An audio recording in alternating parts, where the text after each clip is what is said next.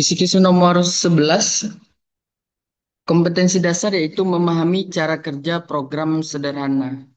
Indikator soal menjelaskan fungsi dari repeat. Mari kita lihat contoh soalnya seperti apa. Nah, dalam program Scratch itu ada blok yang namanya forever. Nah, itu digunakan untuk apa nih? Kita bahas dulu. Blok forever itu digunakan untuk mengulangi aksi secara terus-menerus selama program itu berjalan. Nah, sedangkan repeat itu berbeda yang terbatas jumlahnya. Forever akan terus berjalan sampai program dihentikan. Tapi kalau repeat itu terbatas jumlahnya. Nomor 12, kompetensi dasar yaitu menggunakan fungsi spreadsheet. Indikator soal menentukan fungsi penjumlahan. Kita lihat contoh soalnya seperti apa. Nah, nanti akan disajikan data pengeluaran keluarga selama seminggu nih. Fungsi apa yang digunakan untuk menghitung total pengeluaran? Nah, kita harus lihat. Kalau menghitung berarti kita gunakan fungsi sum. Kalau fungsi count itu hanya menghitung banyaknya data. Kalau min mencari nilai terkecil, sedangkan average itu untuk mencari rata-rata. Kita lanjut soal berikutnya. Nomor 13, kompetensi dasar yaitu menjelaskan etika digital. Indikator soal yaitu menentukan sikap yang tepat terhadap cyberbullying. Mari kita lihat contoh soalnya.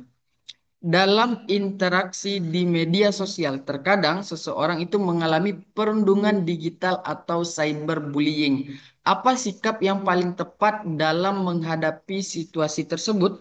Nah, kita lihat pembahasannya. Langkah yang tepat dalam menghadapi cyberbullying adalah dengan mengabaikan dan melaporkan ke pihak yang berwenang. Contoh seperti ke guru, orang tua, atau tim TPPK, atau pihak platform media sosial agar masalah dapat ditindaklanjuti secara aman.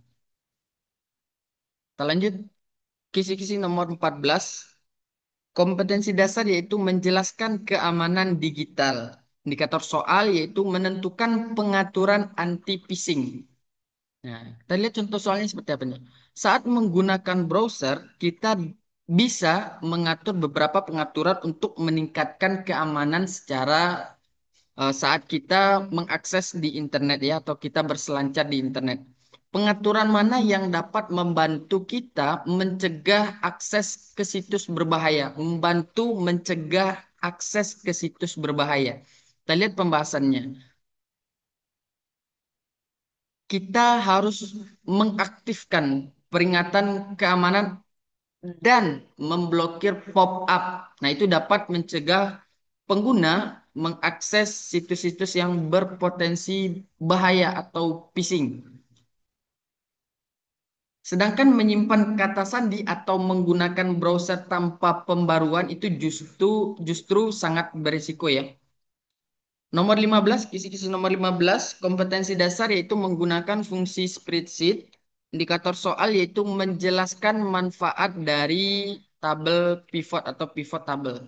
Terlihat contoh soalnya, saat mengelola data yang sangat banyak, pivot table di spreadsheet membantu mempermudah analisis. Nah, apa manfaat dari penggunaan pivot table tersebut? Kita lihat pembahasannya. Pivot table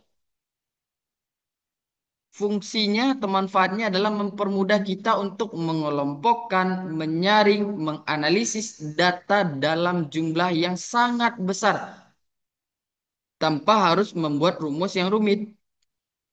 Pivot table juga memungkinkan pengelola data secara dinamis atau mengelola data itu secara dinamis ya.